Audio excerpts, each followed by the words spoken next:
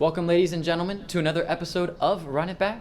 I am Coop Hannon, and as always, I will be running it back right here with the charming Grant Shear. Why, thank you, Coop. It is always a pleasure to be seated here with you. Yes, sir, Grant. This week is insane. We have stories on some things I could have never dreamt of. That's right, Coop. We've got stuff on the court, the field, the diamond, the greens, and even some tunes on the airwaves. Tunes on the airwaves? We aren't even Jayhawk Jukebox. Yeah, you're right, Coop. Just trying something new. Come on. You know we've been cooking in the kitchen. Okay, well, hopefully there is no fire in the kitchen. And speaking of fire, the Kansas baseball team has been firing on all cylinders, currently ranked first in the Big 12. Yes, Coop, the bats have been going, but you know who isn't? Flory Badunga, who recently entered the transfer portal, has decided to stay. I guess he saw my offer about the electric scooters. I'm sure that played a major part in his decision making. Another major headline, the Masters. Coming this week, Grant, I heard you and some RIB boys went out to the last weekend to go to hit the links. That's true. Lost a couple of balls, missed some pretty easy putts, but yeah, golf is so relaxing. If you're looking for some professional golf, though, tune in Thursday for the start of the Masters. And the National Championship. Another huge event coming up. Make sure to tune into that April 7th. Oh, April 7th? That's tonight. I'm already excited. This is gearing up for an amazing game. Let's hope the trophy stays within the Big 12. Yes, and folks, this show is gearing up for an eye-popping episode. You took the words right out of my mouth. Let's run it back.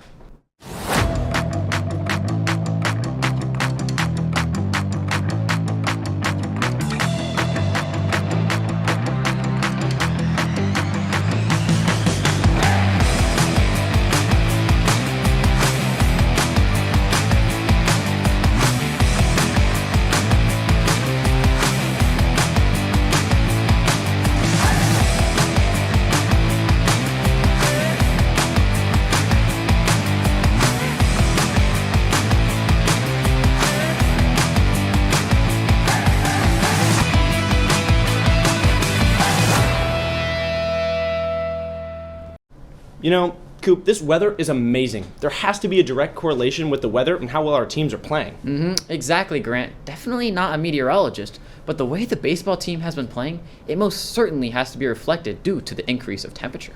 You know what, Coop? You're right. Let's hope the temperature keeps soaring. And speaking of soaring, the track team, oh my, Coop. They're looking good. Another spring season team, too, that you cannot forget. KU softball, they are in full swing. Spot on, Coop. Speaking of full swing, Trevor Burns has got the swing on KU baseball. Knock it out of the park, young fella. Thanks, fellas. With Kansas baseball returning home after a road series sweep against UCF, it's safe to say the Jayhawks are rolling right now. Coming into this past weekend's three-game series against UCF, the Jayhawks ranked in the top 10 of the Big 12 in walks, runs scored, and home runs, ranking 3rd, 7th, and 5th in each respective category. After sweeping the series at UCF, Kansas now ranks first in the Big 12, with a conference record of 9-3 and a season record of 27-6. These are both the best starts in program history entering April. The three-game series at UCF, however, was no easy task for the Jayhawks, with the Jayhawks facing a UCF team that was leading the Big 12 in both pitching as well as offensive production going into the weekend. However, the Jayhawks came out swinging on Friday with a 9-2 victory, and it brought a beatdown on Sunday with a 13-4 victory. As for Saturday, however, it provided the most entertaining game of the weekend. It was neck and neck around the 7th inning when the game started to get crazy. Things began to look grim for Kansas after UCF was able to get down 2 straight bunts that led to them extending their lead by 2 runs, making it an 8-6 ball game. However, Kansas did not give up that easily, with an immediate answer in the top of the 8th when Michael Brooks hit a leadoff homer, bringing the Jayhawks within 1. Only 2 batters later, Brady Council hit his second home run of the game to knot it up headed into the bottom of the 8th. However, UCF showed no quit and tied the game after an RBI double to put UCF up with only 3 outs left for Kansas headed into the top of the 9th. After a leadoff single by Derek Serta and a rocket of a double from Brady Ballinger, Kansas had 2 runners in scoring position with no outs on the board. Jackson Hauge, however, was able to live up to the moment and provided an RBI off a fielder's choice to tie the game back up. After a mistake on the base path by Brady Ballinger, the Jayhawks were left with 2 outs and a runner on second, while Dariel Osaria was set to step up to the plate. And he came through with a 2-out single to put the Jayhawks back on top with only half an inning left to play. Reliever Alex Breckenheimer took it from there and was able to secure a 1-2-3 ninth inning to keep Kansas's win streak alive. With Kansas returning to Hoagland Ballpark this Tuesday with a one-game set against Nebraska, they hope to extend their win streak to 10 games and cruise into the weekend series with TCU with another win under their belts. And I hope you guys tune in next week to hear from KU head coach Dan Fitzgerald. Now to Atakai with updates on the Kansas track team. Thanks, Trevor. The outdoor track season settled into the middle of the indoor championships in the over-century-old Kansas relays, and the Jayhawks were split up. While most of the team was in Norman, Oklahoma over the weekend participating in the John Jacobs Invite, a few athletes headed down to Tucson to compete in the Gym Click. Down in Arizona, junior Alex Young continued his phenomenal season, posting a personal best and school record of 7,738 in the decathlon. After placing 9th in nationals a couple of weeks ago, he looks to continue building momentum before a pair of home meets later this month. Moving east to the home of the Sooners, 4 different KU athletes took home wins for the Jayhawks. Brady Coolin took first in the men's pole vault with a PR jump of 5.3 meters. Joining him on the podium was Brady Barkdale. Freshman Brooke Freeman got a PR on the 100, but with a blazing time of 24.09, it was the 200 meter that she won. Right behind her was Perla Wanya, who took home second with a season best of 24.54. Sydney Smith beat everyone not in the Jayhawks uniform by at least 2 full seconds in the 400 hurdles. Addison Brooks and Kaylee Frazier staved off the pack as well, and their times of 59.80, 1 minute 80, and 101.34 were good enough to sweep the podium. Sophomore Jeremiah Smith was the last KU winner in Oklahoma. While setting a new PR, he beat out the rest of the final heat in the 110 hurdles, and this win would cap off the Jayhawks' performance at the John Jacobs Invite. While the Arkansas Spring Invite is on the schedule for next week, Kansas is safe to say that some eyes are on the Kansas Relays, which will be from the 17th to the 19th.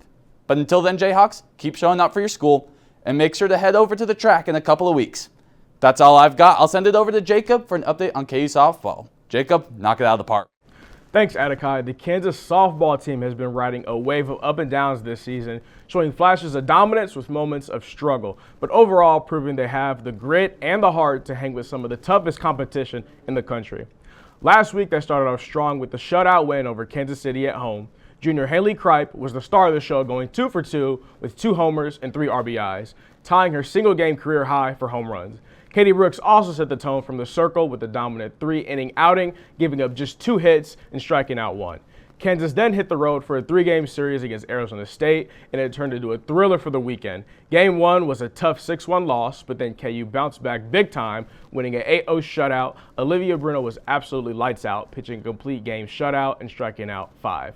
But they failed to come back in the third game, losing 4-3, ultimately losing the series. Now the Jayhawks have shown tremendous fight this week, and they have now improved to 17-17 on the season, and their ability to generate offense from different parts of the lineup is a major strength. As they head into their next challenge, hosting 12th ranked Arizona, KU has proven they can hang with the elite teams. If they continue playing with heart and the energy they've shown lately, they could definitely be a dangerous squad come conference tournament time. And speaking of energy, we've got plenty of more of it. Stay tuned for an MLB Buy It or Ban It and an NFL prospect breakdown. All that and more on Run It Back. You may not hear it at first, but it's there. Our chant, rising.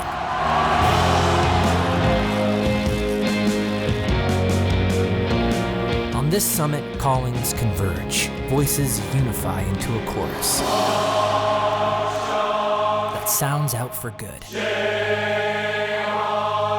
for greatness. Can you hear it? Grant, what are your thoughts on the new torpedo bats? I mean, I've seen so many of the Yankees players be hitting home runs, so I like them, to be honest. I mean, home runs are fun to watch, so the more the merrier. Ah, more the merrier. You dig the long ball, huh? Well, I hear Jude and Olivia have more of that classic prospect profile, too. You know, I heard this week they were talking about that explosive wide receiver class. Travis Hunter, you are a future Jaguar. Duval. Yeah, I don't know about that, Grant. Anyways, the Masters. We've sent out a few of our finest reporters to the streets of Lawrence, Kansas. But first, Grant, how would you like to see a magic trick? I mean, sure, what kind? I'm going to make you disappear. Yeah, all right. Well, let's get right into this new segment, folks. It's what I call MLB, Buy It or Ban It. Let's start off with the torpedo bat. Tyler, are you buying the torpedo bat or are you banning it? Yeah, I mean, I don't know how I got here, but torpedo bat is a very interesting topic in the MLB. I'm very passionate about banning it. It rewards bad hitting. You put in the sweet spot towards the neck of the bat. If guys can't hit inside pitches because they can't swing early enough to do so, then they're not good hitters. You shouldn't reward bad hitting by putting the sweet spot of the barrel towards the neck of the bat. It's just, it doesn't make sense. Ban the Tyler, bat. you know how hard it is to hit major league pitching? It's insanely hard. A career batting average of 300, that's 3 out of every 10 at-bats. You're almost a Hall of Famer. These hitters need any sort of help they can get. And besides, we're in an era of baseball right now where we're just swinging for the fences, putting up the most runs we can. Why not it's Rob Manfred's baseball. He's complying with the rules. Let him use it. Coop. How much more help do batters need? They have pitch clock now that forces pitchers to have to speed up, which wears them out sooner. They gotta speed up too.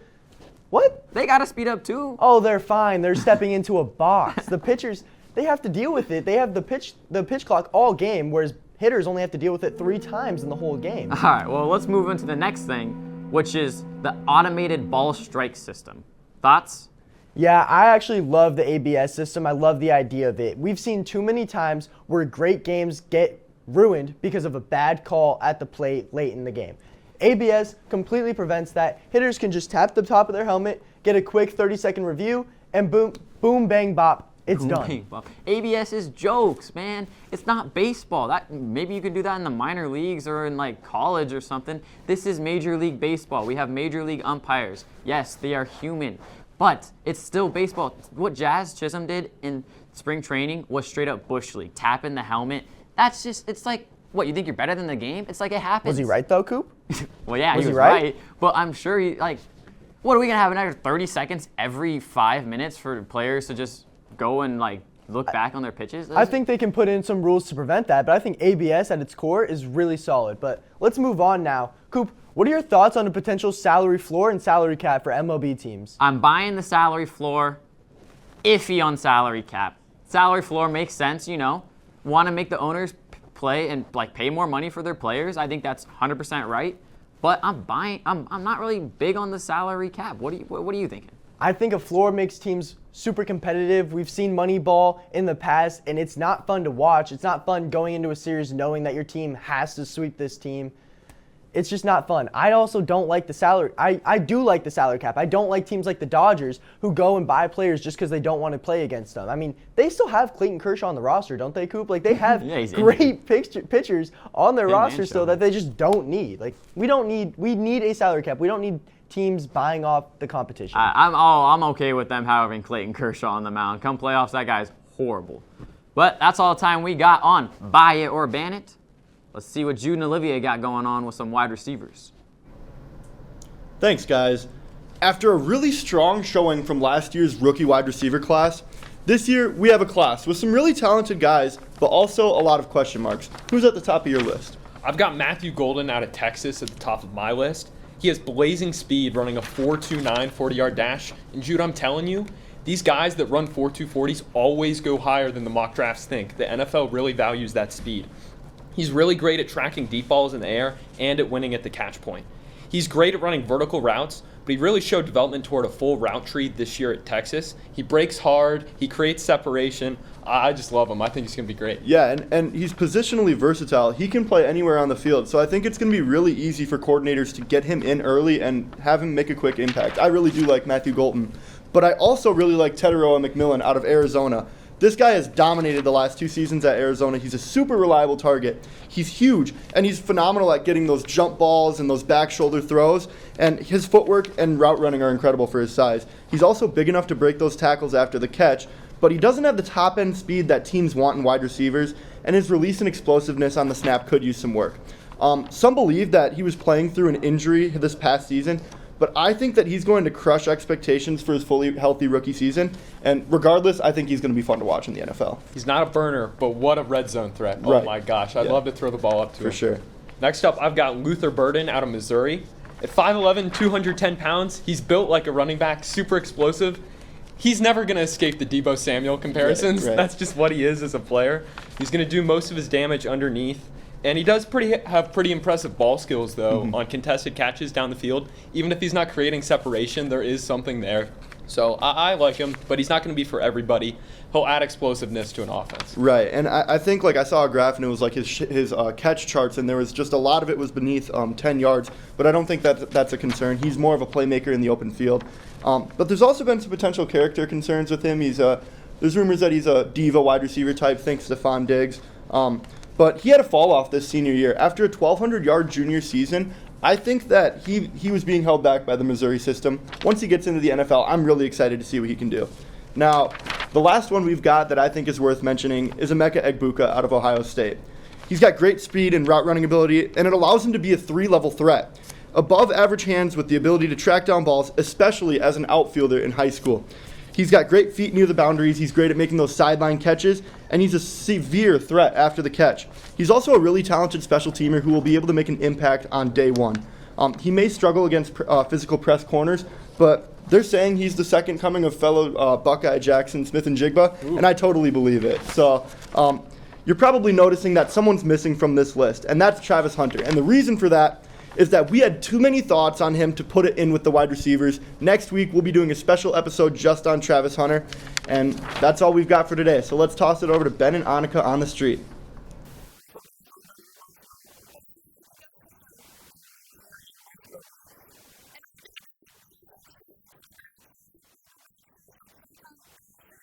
And hello, friends. Jim Nance, along with Sir Nick Faldo, and welcome to this tradition unlike any other.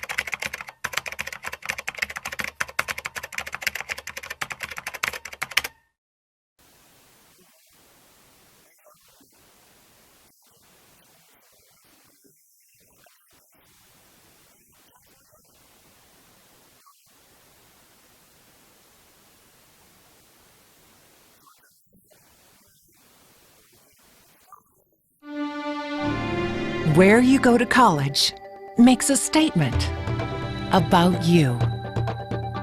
This place will become a part of you, your identity for life.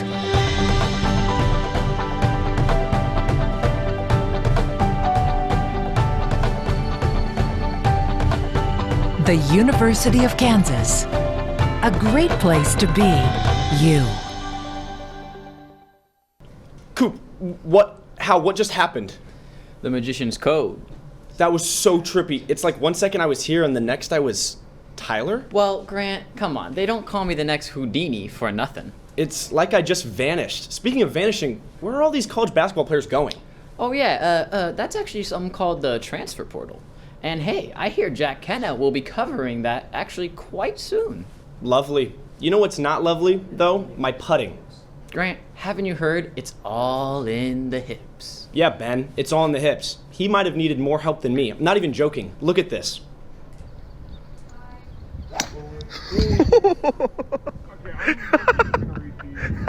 I mean, brutal look there. I don't know how you slice it when you adjust for it. But anyways, hips, hits. We've had our best run-it-back engineers making some hit LeBronify songs. I cannot wait for that. In the meantime, though, Mr. Kenna, inform us.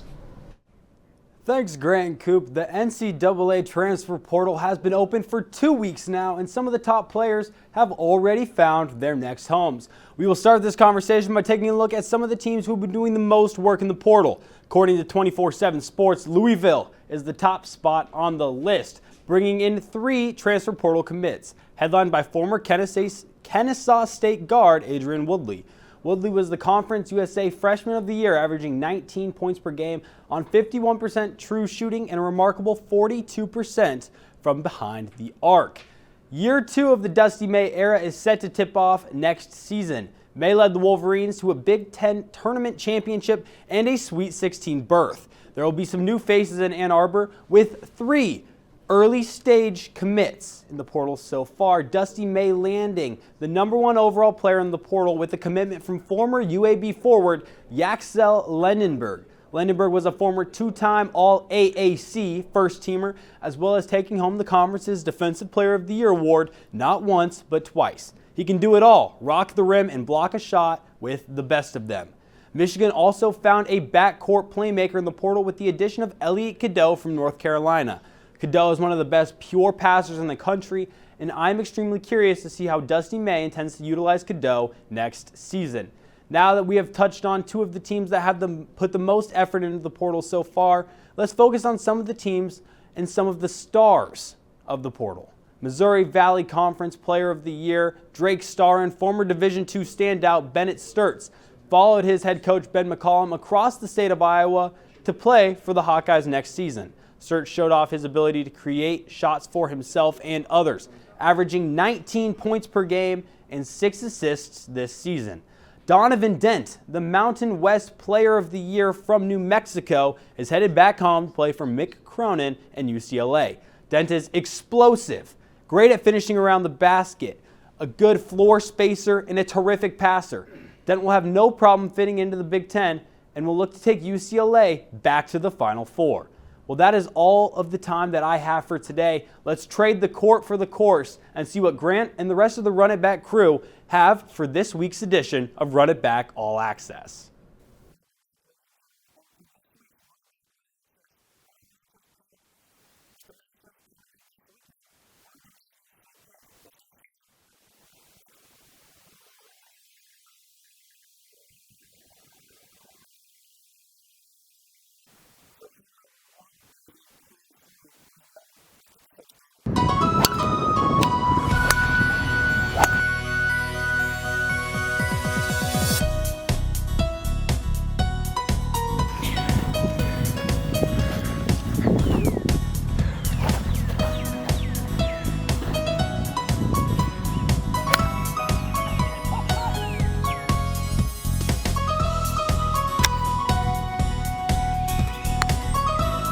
Nice shot!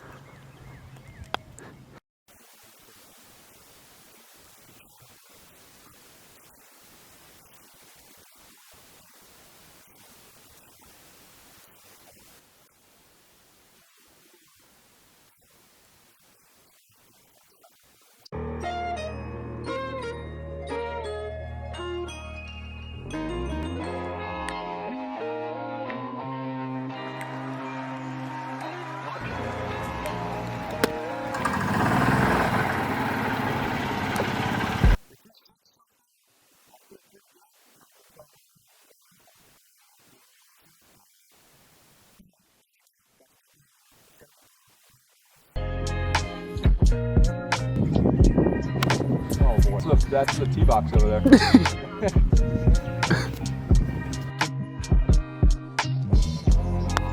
Nice shot!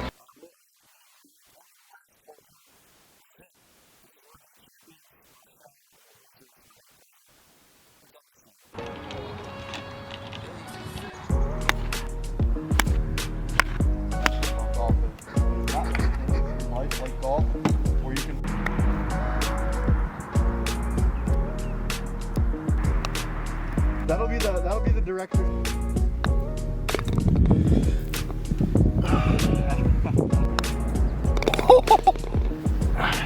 Oh my gosh.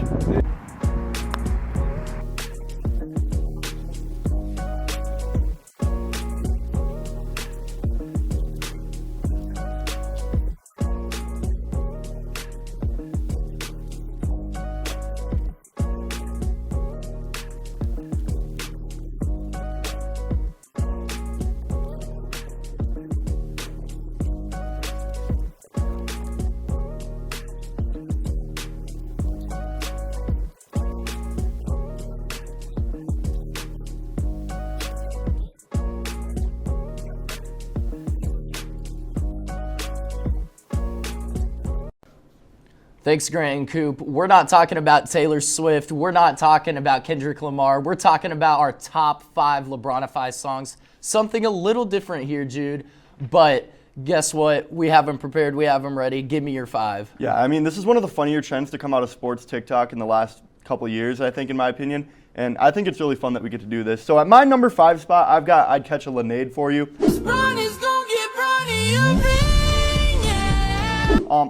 The music itself isn't what really does it for me, but the title itself is hilarious, and that's kind of why I've got it at my 5 spot. Yeah, absolutely. Such a funny name for such a funny song. At my 5 spot, I got Raining in L.A. This one mentions LeBron about 17 different times throughout the entire song. That's what I want to hear. My list is very LeBron-based. How much LeBron are you putting in? How much Bronny? How much Savannah? That's why I got it at my 5. Yeah, as a former musician, I think I kind of curated my list towards the musicability of the song and the musical performance. And so at my 4th spot, I've got The Sweet Escape. This is probably the most impressive musically. I mean, you've got like 7 different layers of vocals and all that. So I'm a really big fan of that one. Yeah, absolutely. And then coming in at my 4 spot, I got That's Bron.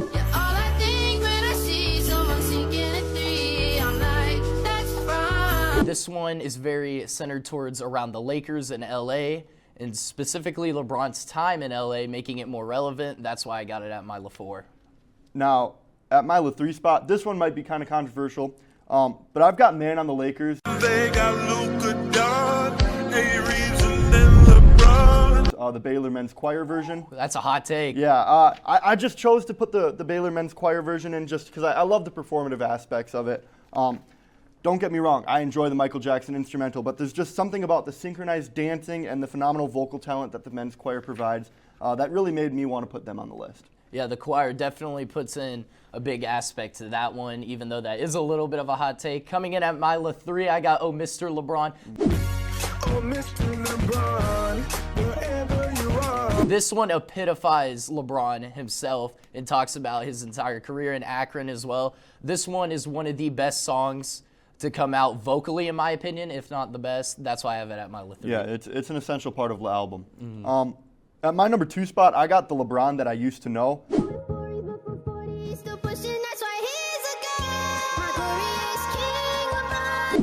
Really clever lyrics, and it matches the original flow of Somebody That I Used to Know, but it makes it work with the LeBron theme. The distortion and the effects on the vocals successfully help the song reach its high point at the climax there at the beginning, and the background singing is really accurate to the original version.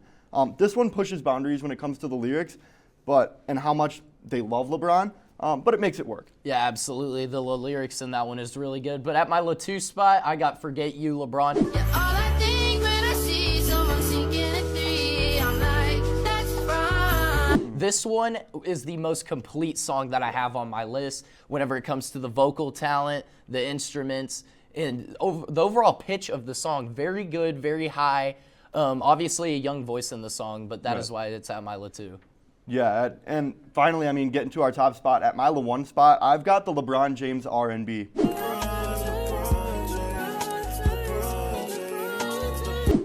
If you know what we're talking about, you know what we're talking about.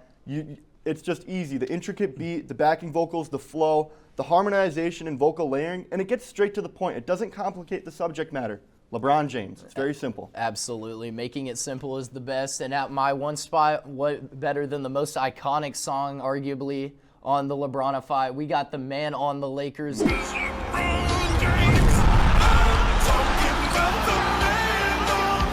This one talks about AD, Luka, Austin Reeves, and LeBron all together in one. The epitome of LA right there. Right. And so that is why, in my opinion, it is the best. Right. And with all these LeBron songs, it was only right if we took a shot at making our own. Take a little jab. Roll it.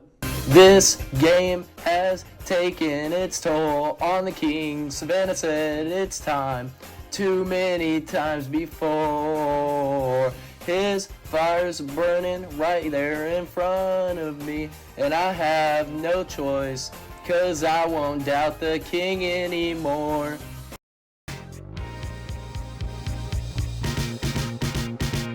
Chosen one, chosen one, chosen one, you can't retire, you can't retire. Without you in the league, I don't know what I'd do. You're everything I need in a wing. Just booked an appointment for a LeBron James tattoo.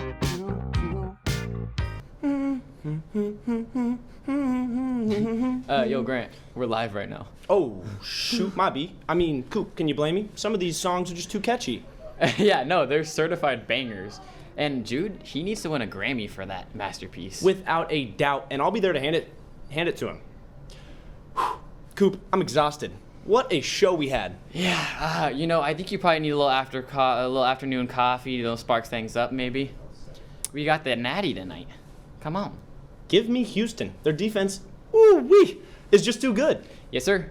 It is going to be an exciting game. Grant, honestly, you trying to just fire up the grill right now and make some burgers and some bets? Whoa now, Coop. I'm not 21. No betting for me. Ah, yeah, that's right. Well, at least enjoy one of my world-renowned, famous double smash burgers. You know what? That sounds amazing. And I'm quite hungry right now, so let's just go. All right. Well, we'll see you next week on Run It Back.